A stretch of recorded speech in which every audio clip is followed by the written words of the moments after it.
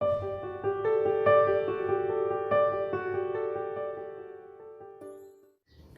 everyone, welcome back to your English class. As you already know कि हमने English की शुरुआत की है एकदम शुरू से और उसकी आज सेकेंड क्लास है। फर्स्ट क्लास हमारी हो चुकी है जिसमें हमने बात की थी कि सेंटेंस में क्या क्या पार्ट होते हैं, किन किन चीज़ों से मिलकर एक सेंटेंस बनता है। आज हम बात करने वाले हैं क्लासिफिकेशन ऑफ सेंटेंस। सेंटेंस कितने टाइप के हो सकते हैं, इन क्लासिफिकेशन को हम कई तरीके से डिवाइड कर सकते हैं जिनकी बात हम करने वाले हैं। तो चलिए लेसन शुरू करते हैं। Let's begin. Kinds of sentences, वाक्यों के प्रकार। सबसे पहले हम बात करेंगे क्लासिफिकेशन 1 की, जिसमें यह बताया गया है कि वाक्यों के 5 प्रकार होते हैं। सबसे पहला होता है असर्टिव, या फिर उसको हम डिक्लेरेटिव भी कह सकते हैं। हिंदी में हम उसको कहते हैं साधारण वाक्य।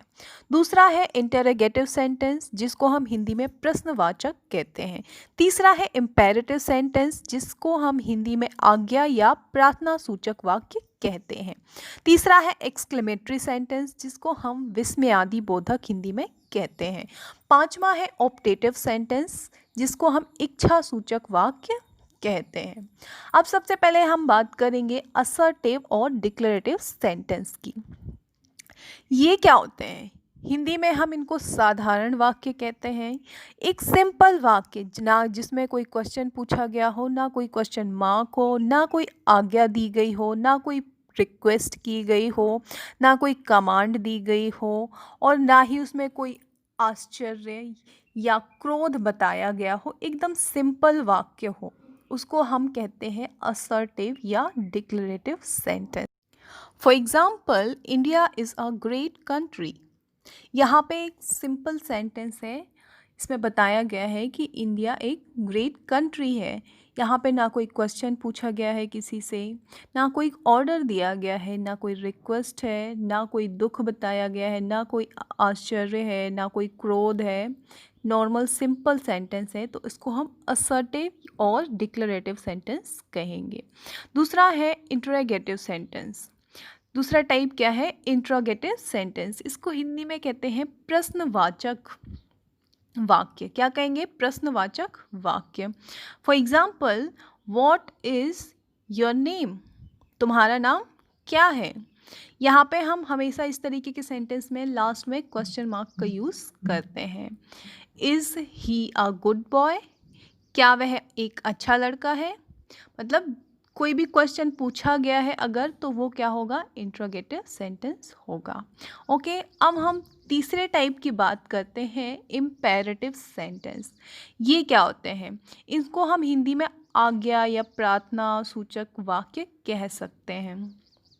इस तरीके के सेंटेंस जिसमें कोई ऑर्डर दिया गया हो, कोई एडवाइस दी गई हो, कोई कमांड दी गई हो, या फिर कोई रिक्वेस्ट की गई हो, इस तरीके के वाक्य हम कहते हैं imperative sentences. For example, don't do this.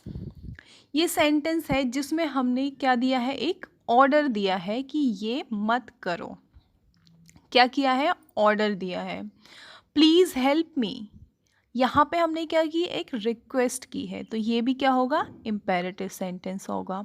Always sleep on time, यहाँ पे क्या दिया गया है? एक एडवाइस दी गई है, तो ये भी एक इम्पेरेटिव सेंटेंस है। बी क्वाइट, यहाँ पे भी एक कमांड दी गई है। तो इस तरीके के सेंटेंस को हम इम्पेरेटिव सेंटेंसेस कहते हैं। अब देखते हैं हमारा नेक्स्ट टाइप, जो कि है एक्सक्लेमेटरी सेंटेंस। इसको हिंदी में विस्मयादि बोधक कहते हैं। ये वह सेंटेंस होते हैं जिनमें हम कोई दुख दिखाते हैं, कोई आश्चर्य दिखाते हैं, या कोई दया, क्रोध, खुशी, हैप्पीनेस, डर, फियर दिखाते हैं। इस तरीके के सेंटेंस एक्सक्लेमेटरी सेंटेंस होते हैं।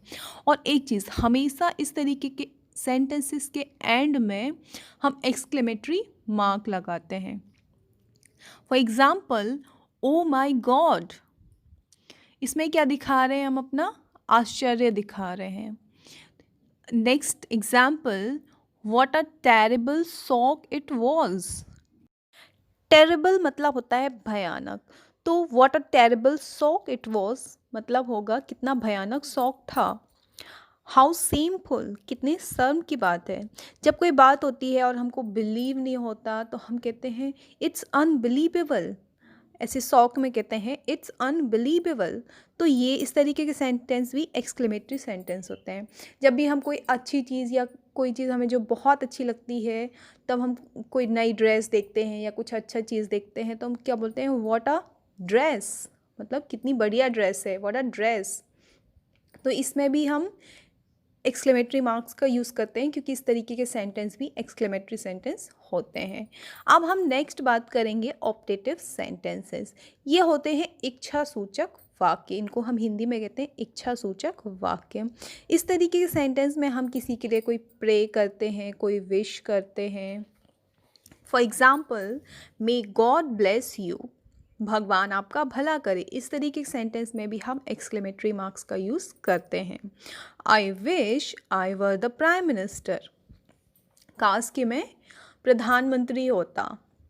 I wish you a happy birthday, हम क्या कर रहे हैं, विश कर रहे हैं उसको birthday. May you live long, आप लंबे समय तक जिएं। Thank you so much. इन सारे सेंटेंस में हम एक्सक्लेमेटरी मार्क्स का यूज़ करते हैं और इस तरीके के सेंटेंस ऑप्टेटिव सेंटेंसेस होते हैं। अब हम क्लासिफिकेशन 2 की बात करेंगे। ये बहुत ही सिंपल सा तरीका है क्लासिफाई करने का। इसमें हम बताते हैं कि सेंटेंसेस 4 टाइप के हो सकते हैं। सेंटेंसेस 4 टाइप के हो सकते हैं। फर्स्ट हो सकता है सेंटेंस अफर्मेटिव। एक सेंटेंस अफर्मेटिव हो सकता है, हिंदी में हम उसको सकारात्मक कहते हैं। दूसरा सेंटेंस नेगेटिव हो सकता है, हिंदी में हम नकारात्मक कहते हैं। तीसरा एक सेंटेंस इंट्रोगेटिव हो सकता है, जो कि हम हिंदी में कहते हैं प्रश्नवाचक।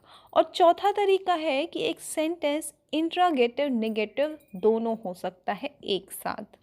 ओके, अब हम देखते हैं सबसे पहला अफर्मेटिव सेंटेंस क्या होते हैं। अफर्मेटिव सेंटेंस एक ऐसा सेंटेंस जिसमें ना कोई इंट्रोगेटिव हो, ना कोई क्वेश्चन पूछा गया हो और ना कोई नेगेटिव हो। बाकी सेंटेंस कुछ भी हो सकता है, सिर्फ नेगेटिव नहीं होना चाहिए और इंट्रोगेटिव नहीं होना चाहिए। ओके, इससे पहले जो हमने क्लासिफिकेशन देखा था, असर्टिव, इम्पेरेटिव, एक्सक्लेमेटरी और ऑप्टेटिव, किसी भी तरीके का सेंटेंस अफर्मेटिव सेंटेंस हो सकता है। For example, you are learning English, तुम इंग्लिश सीख रहे हो। मे गॉड ब्लेस यू, ये भी एक अफर्मेटिव सेंटेंस हो सकता है।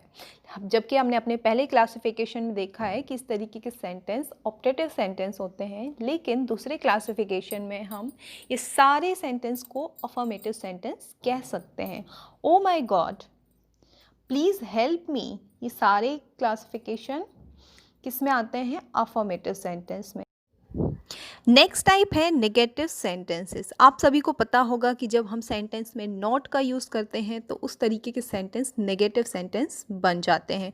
ऑल्दो नॉट के अलावा भी और कई चीज़ें यूज़ करके हम नेगेटिव सेंटेंसेस बना सकते हैं, उनकी बात हम आने वाले लेसन्स में डिटेल में करेंगे। फ़िलहाल यहाँ पे हम नॉट की बात करते हैं। एक एग्ज़ाम्पल देखते हैं, मैं स्कूल नहीं जा रहा हूँ। इसको ये कैसे बनाएंगे, I am not going to school. Okay, यहाँ पे हमने नॉट का यूज़ किया। होप कि आपको क्लियर हो गया होगा। अब नेक्स्ट देखते हैं इंट्रोगेटिव सेंटेंस। जब भी हम किसी सेंटेंस में प्रश्न पूछते हैं या प्रश्नवाचक चिन्ह का यूज़ करते हैं तो उस तरीके के सेंटेंस इंट्रोगेटिव सेंटेंस कहलाते हैं। हमने अपनी प्रीवियस क्लासिफिकेशन में देखा था कि क्या होते हैं इंट्रोगेटिव सेंटेंस। नेक्स्ट टाइप होता है इंट्रोगेटिव और नेगेटिव दोनों एक साथ बनाए जाते हैं, नेगेटिव इंट्रोगेटिव सेंटेंस। हिंदी में हम एक एग्जाम्पल लेते हैं, क्या तुम स्कूल नहीं जा रहे हो। यहाँ पे हमने प्रश्न भी पूछ लिया और नेगेटिव भी बना दिया। इसको कैसे बनाएंगे, are you not going to school. यहाँ पे इस तरीके के सेंटेंस को हम इंट्रोगेटिव नेगेटिव सेंटेंस कहते हैं। अब हम बात करेंगे अपनी तीसरे क्लासिफिकेशन की। इस तरीके की क्लासिफिकेशन में हम बताते हैं कि सेंटेंस सिर्फ 3 ही टाइप के हो सकते हैं। पहला होता है सिंपल सेंटेंस, मतलब सरल वाक्य। दूसरा होता है कंपाउंड सेंटेंस मतलब संयुक्त वाक्य। और तीसरा होता है कॉम्प्लेक्स सेंटेंस मतलब जटिल वाक्य। ओके, तो इस तरीके के सेंटेंस हम अपनी क्लॉज वाली क्लास में एकदम डिटेल में पढ़ेंगे। आज के लिए इतना ही।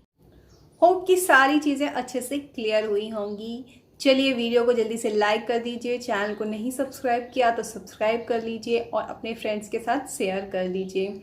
और प्लीज़ वीडियो का फीडबैक ज़रूर दीजिएगा कमेंट सेक्शन में। फिर मिलते हैं हमारे नेक्स्ट लेसन में। Keep learning English. Bye bye.